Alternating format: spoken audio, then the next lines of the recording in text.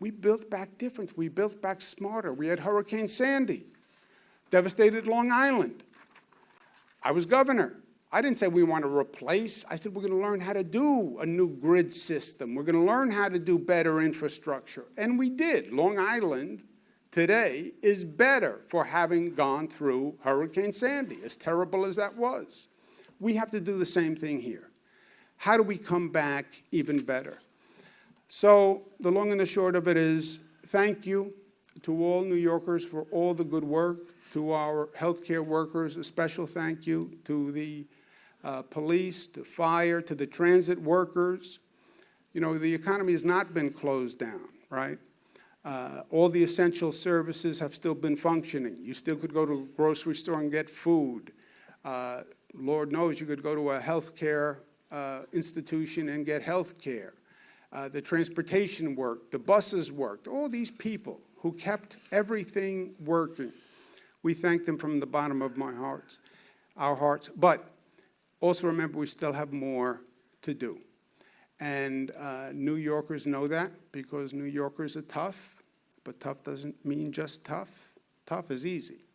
It's tough but smart, but disciplined, but unified, and but loving. And that's who we are as New Yorkers. Last point, on a personal point, I have my daughter Mariah, who is with me, and she is the third daughter for me.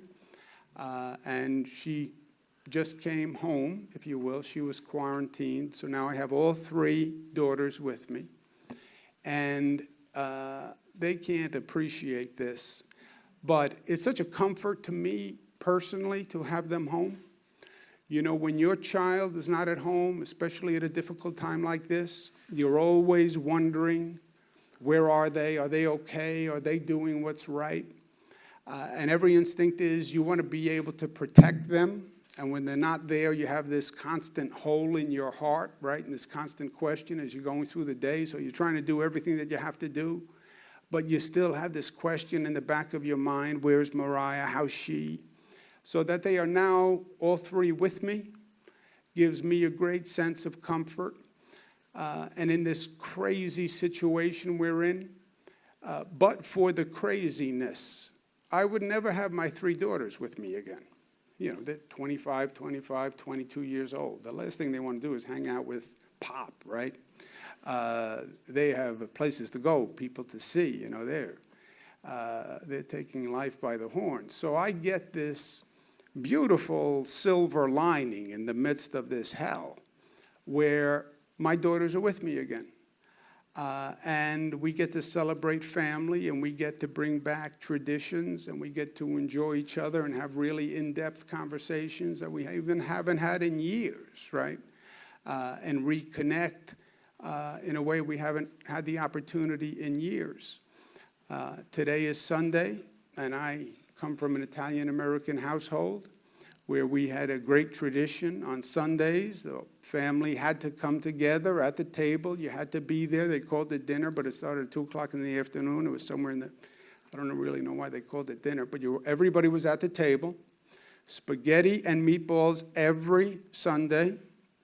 I started my tomato sauce before I left. We're going to go back. We're going to sit at the table, have our spaghetti and meatballs on Sunday, and I know what I'm going to talk to them about. My daughters, Mariah, and Mariah brought her boyfriend, who's also here. The boyfriend is very nice, and we like the boyfriend.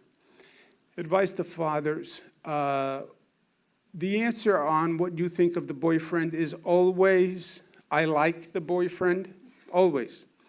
Because there's only two options. Either you like the boyfriend, in which case you say, I like the boyfriend, or you don't like the boyfriend. But you can never say you don't like the boyfriend. I learned this lesson the hard way. Otherwise, it triggers NDS. NDS is natural defiance syndrome. It's not documented, but it is a psychological condition where if you say as a father, I don't like him, natural defiance syndrome kicks in, and then they like the boyfriend more because he is opposed by the father. So the answer has to be, I like the boyfriend. In this case, I actually like the boyfriend. But even if you don't like the boyfriend, the answer can only be that I like the boyfriend. But we're going to be at dinner with the boyfriend, and we're going to have our spaghetti and our meatballs. They won't eat the spaghetti and the meatballs because when I cook it, they just won't eat it. But they move it around the dish, and that's all I can ask. But I'm going to tell them, I'm going to recall to them how important that meal was on Sundays, to have the family together, to take the time to sit and to talk and to reconnect. People talk about the Italians and they love the food. Yeah, they love the food, but the food was just a magnet to get the family to the table, right? It was just the device to get people to spend 2 hours at the table. And that's where you talked and you went through the week. And I used to do it at my grandfather's house. My father, mother, my kids, all the siblings would go to my grandfather's house. My grandfather's name was Andrea. I'm named for him, Andrew. And at the end of the meal, my grandfather would always say, he was at the head of the table, and he would say, okay, that was my vacation. And then he would get up and they would do whatever they were doing.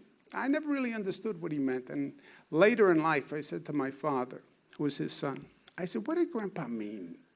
That was my vacation. He said, well, your grandfather never had a day off. Your grandfather worked 7 days a week.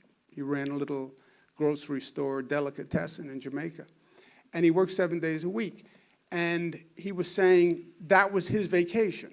He never took a vacation. And everybody would take a vacation on TV in the TV commercials. That was his vacation. The 3 hours at the table for dinner with his family, that was his vacation. And then he would go back to run the store. You think of how our immigrants work in this country and wherever the immigrants are from, what that whole immigrant philosophy and drive does for us. And I'll end where I started. You think of all the essential workers, well, we had to stay at home. I'm tired of staying at home. Yeah, think of all the people, all the essential workers who had to go out there every day and work in the middle of this, who frankly would have much rather stay home. And they didn't know what the virus was, and they're out there working with the public, exposing themselves. Why do we have a higher rate of infection among African Americans, Latinos, et cetera? Well, who are the essential workers?